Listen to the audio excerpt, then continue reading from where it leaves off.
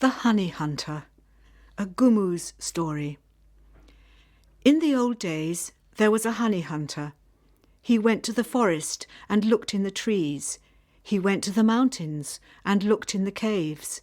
When he found honey, he collected it. Then he took it to the market and sold it. A little bird helped the honey hunter. He flew about in the forest and looked for honey. When he found honey, he called to the hunter, and the hunter came. One day the bird called the honey hunter to a big tree. Bees were flying round the tree. "There's honey in this tree," the honey hunter thought. "I will make a fire, and the smoke will drive the bees away. Then I can take the honey."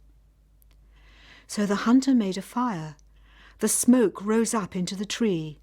The bees did not like the smoke. They flew away. Now the hunter could easily take the honey. Soon there was a big pile of honey under the tree. The hunter looked at it. "I can't carry all this honey in my hands," he thought. "I need my goatskin sack. I will go home and fetch it." So the hunter went home to find his sack. There was a porcupine in the forest. He came to the tree and saw the honey.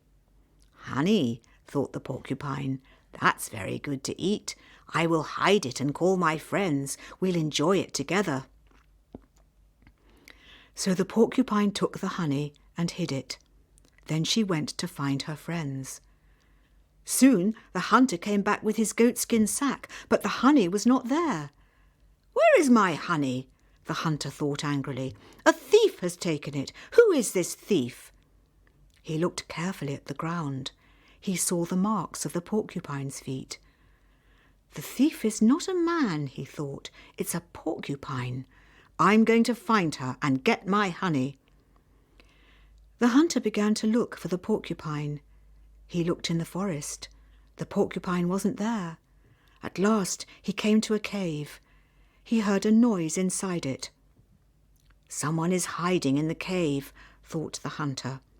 "Perhaps it's the porcupine. Perhaps she has hidden my honey in the cave."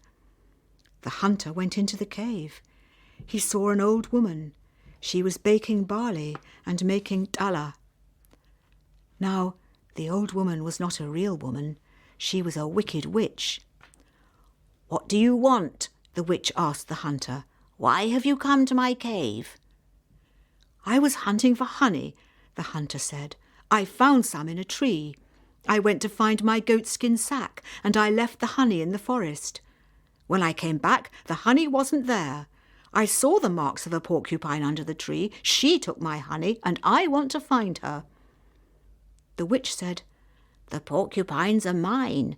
Human people have sheep and goat, but we witches keep porcupines. We eat them. Don't touch my porcupines. Don't hunt them. If you do, trouble will come to you." The hunter was angry.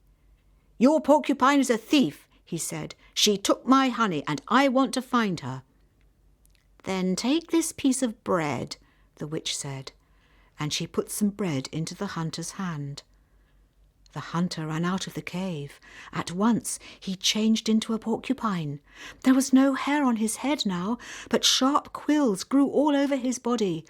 He had no arms and hands. He had 4 legs and 4 feet, and he ran along the ground. The porcupine man wanted to go home. "My relatives will help me," he thought. "My family will know me." He began to run through the forest. On the way home, he passed the honey tree. The fire was still burning there. The porcupine man went too close to the fire. It caught him and set fire to his quills. They began to burn. Quickly, the porcupine man ran to the river and jumped into the water. The fire went out. He came out of the water again and stood on the land. There were no quills on his body now. He was a man again. He had 2 arms and 2 hands. He walked on 2 legs. But the man still had half the soul of a porcupine. He lived in the forest, and he ate fruits and leaves from the trees. He did not speak like a man, or like a porcupine. He did not live like a man, or like a porcupine. The porcupine man is still in the forest, and he is still hunting for his honey.